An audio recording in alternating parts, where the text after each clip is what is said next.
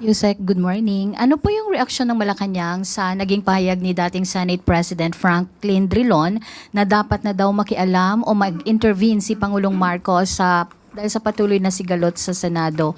May desisyon na po bang magpapatawag ang Pangulo ng special session o balak po ba niyang ipatawag at pulungin na lamang ang mga senador para maayos ito? Maganda pong panukala po yan. Nanggagaling sa dating Senate President, iginagalang na isang public servant.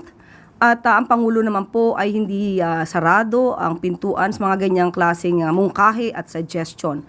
Ang tanong na lamang po, sa katulad po ba ni Senator Alan Cayetano ay uubra yung ganitong klase ng mga suggestion?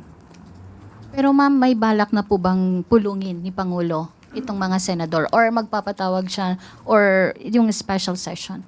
Pinagmimitingan po yan. Sa ngayon ay wala po tayong detalye. Baka po bukas or mamayang hapon ay makakapagbigay po ako sa inyong detalye. Dahil pinag-uusapan na po yan.